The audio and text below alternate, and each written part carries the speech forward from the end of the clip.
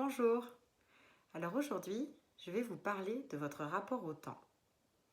Dans son ouvrage L'éloge de la lenteur, Carl Honoré nous demande « Et si vous ralentissiez ?» Aujourd'hui, nous n'avons pas le choix que de ralentir, confinés chez nous, devant réviser notre rapport aux horaires et à l'heure et aux jours et aux semaines pour établir de nouveaux rythmes, de nouvelles routines et donc un nouveau rapport au temps.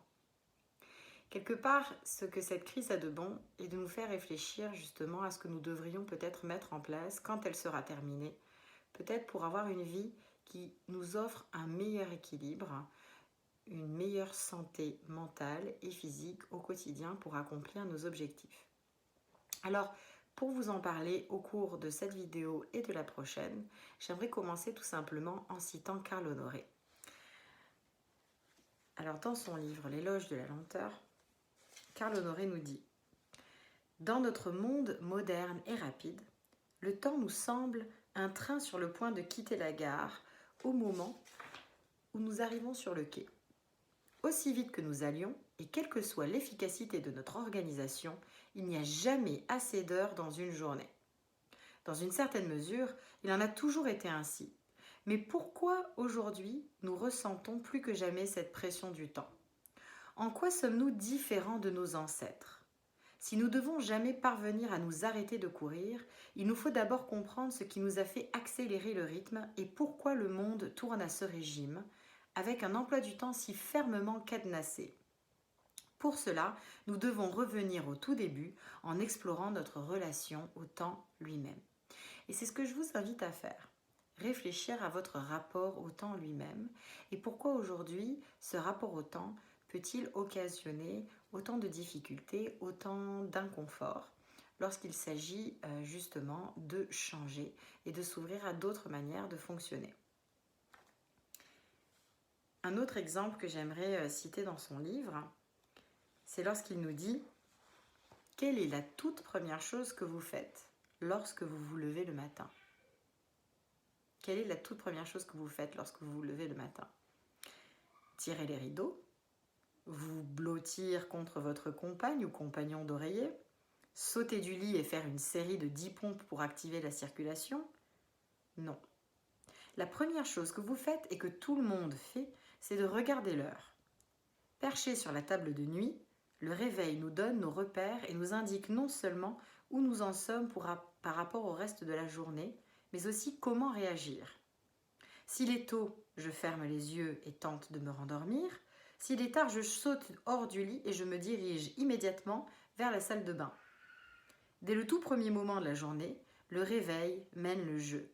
Et il en ira de même jusqu'au soir, tandis que nous courons d'un rendez-vous, d'une échéance à l'autre. Donc encore là, en prenant des exemples concrets de comment le temps structure votre journée et comment aujourd'hui vous devez changer votre rapport au temps pour faire face aux impératifs de distance sociale, de confinement, est assez utile pour revenir à la source et se poser ces questions. Demain matin, je reviendrai sur finalement l'utilité et l'éloge de ce temps qu'il est bon de prendre pour réfléchir aux choses qui sont importantes pour nous, mais aussi pour se recentrer dans le présent et ne pas être toujours dans un rapport fuyant vis-à-vis du passé et du futur. Comme d'habitude, je vous remercie d'écouter les vidéos et je vous dis à demain pour la suite des réflexions sur l'éloge de la lenteur. Merci. Bonjour, alors voici la deuxième partie de la conversation sur l'éloge de la lenteur. Alors peut-être connaissez-vous déjà cette citation de Gustave Flaubert qui dit « L'avenir nous tourmente, le passé nous retient, c'est pour cela que le présent nous échappe ».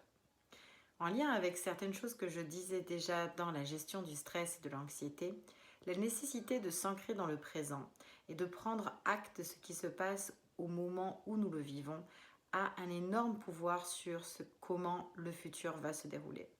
Donc ne pas toujours être dans la projection ni dans ce passé qui nous retient et nous empêche d'avancer est essentiel. En fait, finalement, dans son livre « L'éloge de la lenteur », Carl Honoré déplore le modèle actuel dans lequel nous vivons. Il explique qu'il repose essentiellement sur des principes d'efficacité et de rapidité, de performance.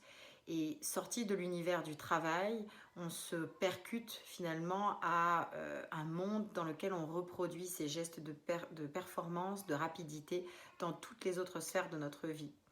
Donc la façon dont on mange, la façon dont on conduit, la façon dont on fait l'amour, la façon dont on divertit les enfants, même la façon dont on dort, tout a un impact finalement dans ce que décrit Carl Honoré dans l'éloge de la lenteur, dans la façon dont on a structuré notre existence autour de cette performance et de ce rapport au temps.